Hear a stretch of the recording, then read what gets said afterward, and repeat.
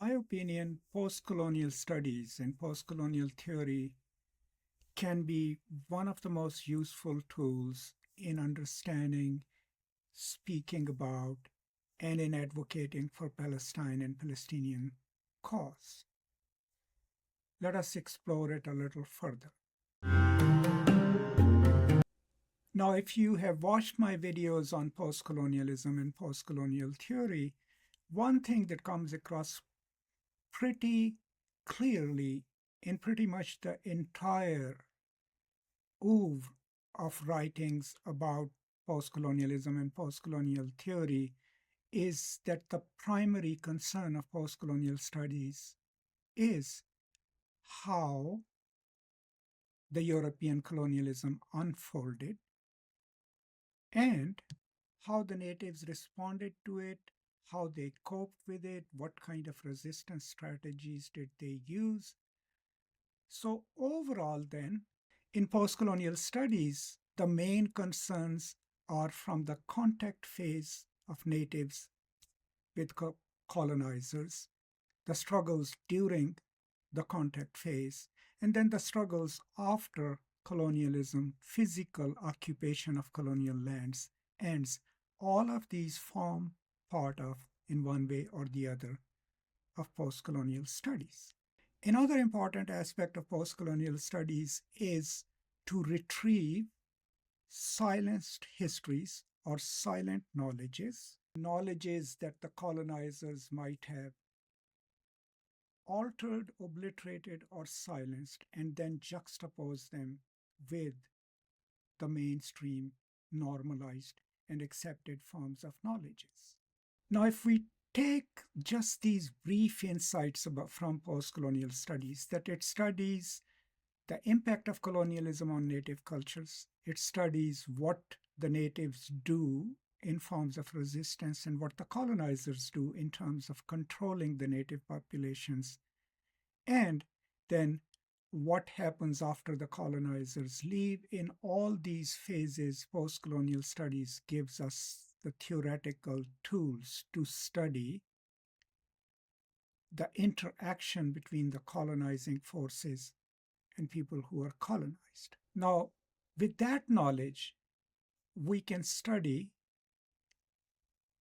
the history of occupation of Palestine, its colonization, and formation of State of Israel.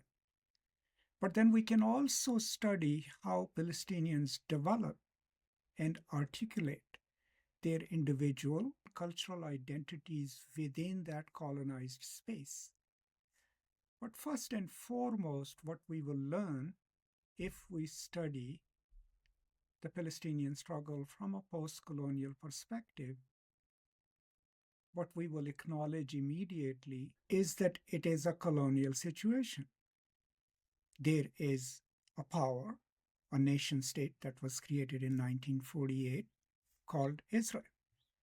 There were native people already living in that land who were then called Arabs, but they had been living there for 1600 to 2000 years. Some of them were ousted and pushed to what is now West Bank and Gaza. In post-colonial studies, then, these people who now clearly identify themselves as Palestinians and have always identified themselves as Palestinians are the colonized people. They are the native people who were ousted and who have lived in temporary refugee camps, both in West Bank and Gaza, for over 76 years. We can study their responses, their resistance, both semiotic and physical, from a colonial point of view and not from a criminal point of view. One, post-colonial studies enables us to look at it from that perspective. Post-colonial studies also gives us the tools to figure out whether or not the situation now, the present of Palestine, is still a colonial state or not.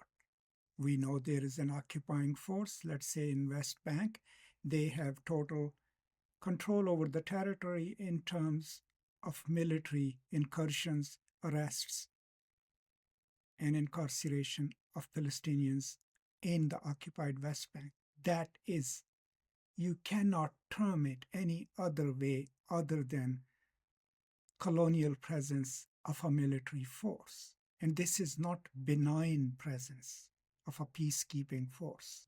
This is the presence of a force that has authority, often lethal, authority to search, arrest, and destroy Palestinian people whom they do not consider their own citizens. This is classic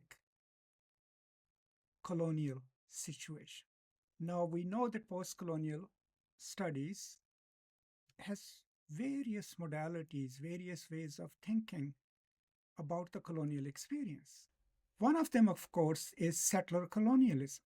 So if we just use the basic definition of settler colonialism, that people from outside come to a land, oust the native population, and control the resources and control the lives of the native population, then the occupation of former Palestinian lands, which of course are State of Israel, and West Bank and Gaza can very easily be called still existing within the settler colonial setup, within the settler colonial state.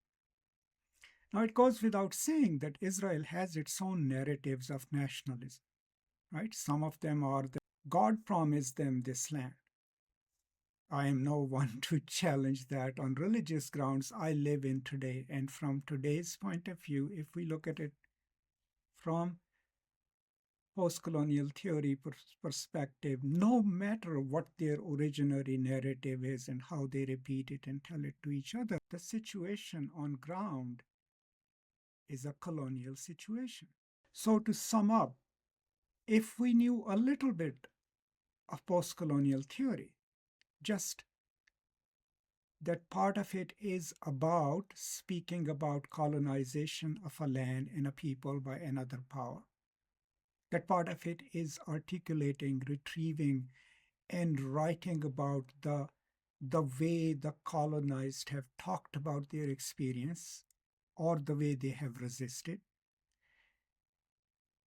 and how their lives have been impacted by that colonial presence.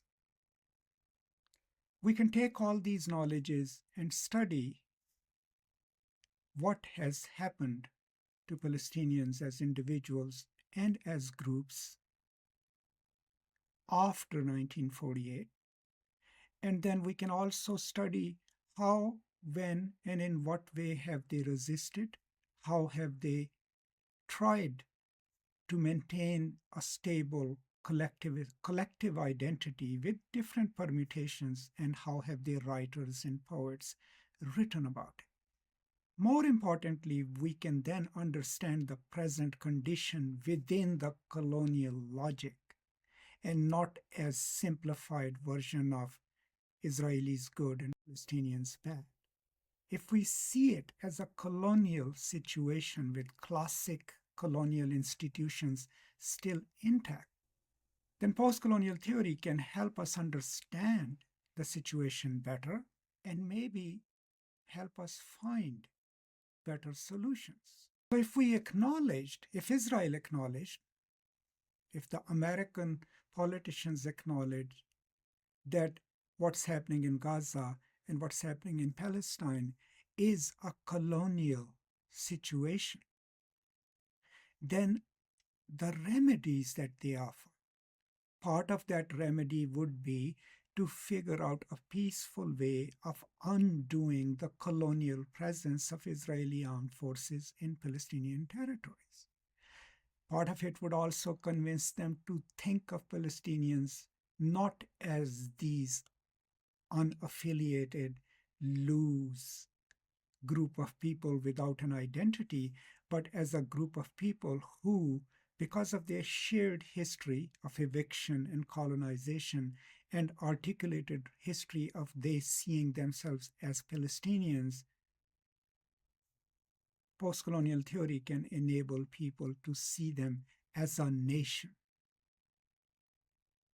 And then, if that part is acknowledged, then maybe any future thinking, political or cultural, of Palestinians and their Israeli counterparts will be more nuanced and will work towards a political solution in which the colonial presence of Israel in Palestinian lands is acknowledged, in which dispossession of Palestinians from their lands is acknowledged, and in which the national aspirations of Palestinian people are seen as valid and are addressed.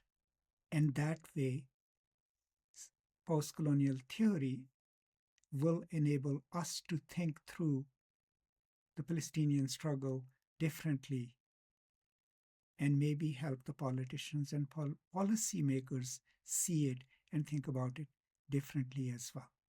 As far as the Palestinians are concerned, their narratives, their stories, their poetry, there is no doubt in it that they acknowledge who they are. They know who they are. They have clearly stated that they are the Palestinian people, deserving of their right to self-determination and many other rights associated with that.